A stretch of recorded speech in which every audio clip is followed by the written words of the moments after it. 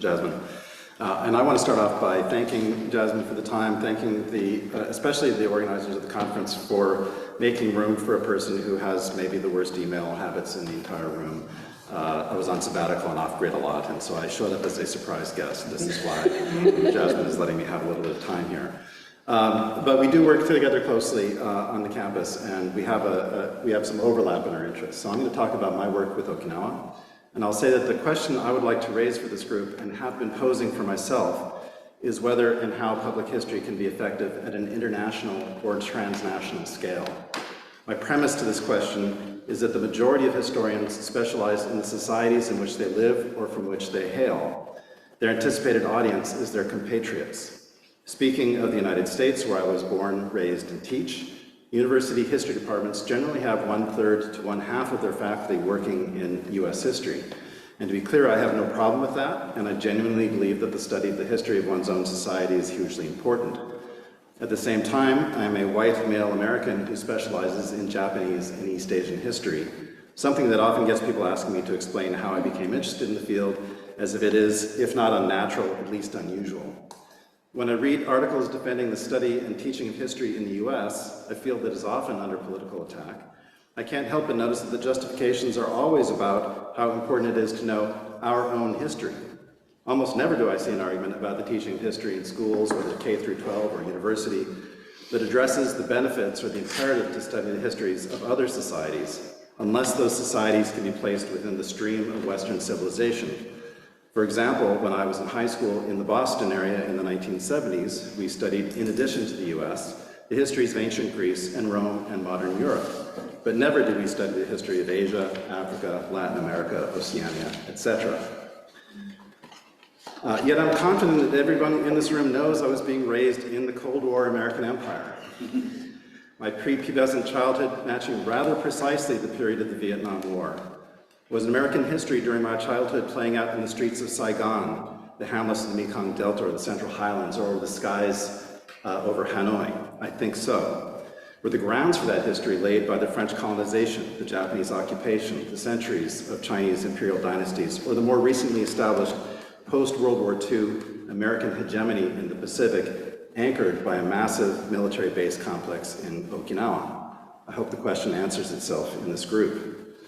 In other words, at least in the case of the contemporary United States, where should we locate the events and processes that have played major roles in our own history? Is surely a question answered with a map of the globe. Since 2016, I've answered that question for myself by working with colleagues in and out of the academy in both the United States and Japan, Okinawa, to develop a public history project that explores the experience of dramatic and rapid change in Okinawa from the traumatic experience of war through the construction of the massive American military base complex, which occupies about 20% of the habitable land of Okinawa, to the current moment of spiking international tensions in East Asia and an incipient arm race. My team calls our project the Okinawa Memories Initiative, or OMI, as we say for short.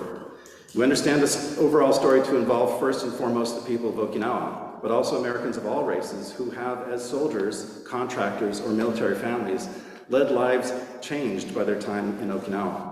Japanese whose family members died in battle or whose post-war lives have found in Okinawa money, rejuvenation, or the promise of security. Taiwanese, Chinese, Indians, Filipinos, and others who have migrated to the island in the post-war period. And finally, people of Okinawan heritage who reside in a self-aware diaspora throughout the world, but especially in North and Latin America, Brazil, Peru, Bolivia, Argentina, Mexico, and so on. All of these places are impacted by what happens in Okinawa, and Okinawa is impacted by all of these places. Okinawa cannot be disentangled from the globe. Okinawan history in a paragraph.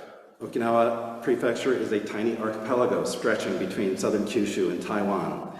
It came into recognizable world history in the 14th century as the Ryukyuan Kingdom, a tributary state to the Ming Dynasty. In 1609, the kingdom was invaded by a Japanese warlord from southern Kyushu and made into a dual vassal state, maintaining its tribute status with China while taking on the burdens of subordination to the Satsuma domain. In the 1870s, after the fall of the early modern Japanese political order, the Ryukyus were briefly a point of contention between Qing China and the modern Japanese state. a conflict that was resolved in 1879 with a military annexation by Japan. From April 1945 to September, after the formal surrender of the Japanese Empire, Okinawa was the site of the final land battle of World War II, the battle in which the US forces suffered their worst losses of the entire war, in which 65,000 Japanese soldiers died, and in which 1/4 of the civilian population of the island perished, leaving no family on the island today without a many-layered experience of traumatic loss.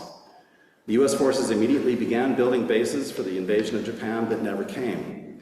But as the Chinese Civil War turned toward communist victory and as tensions in the divided Korean peninsula broke out into war, the US began to reconceive the islands as the keystone of the Pacific, dramatically expanding the bases in the 1950s, displacing thousands of Okinawans under the imperative of the Truman Doctrine. It was returned to Japanese control in 1972 after 27 years of pseudo-democracy under American military rule, but has remained the host of 74% of American forces in Japan, despite being only 0.6% of Japan's landmass under the terms of the US-Japan Mutual Security Treaty. In short, Okinawa has existed as a tiny but vibrant polity with a misfortune of occupying strategic space between superpowers, trying to make its own history in conditions not of its own choosing, and often beyond its even most minute control. The Okinawan Memories Initiative works primarily in the realm of living memory, focusing on this experience of history-making in the shadows of superpowers. We conduct oral histories, exhibits of historical photos, and work with community organizations, especially the diasporic organization, the Okinawa Association of America, to assist in the construction of community archives.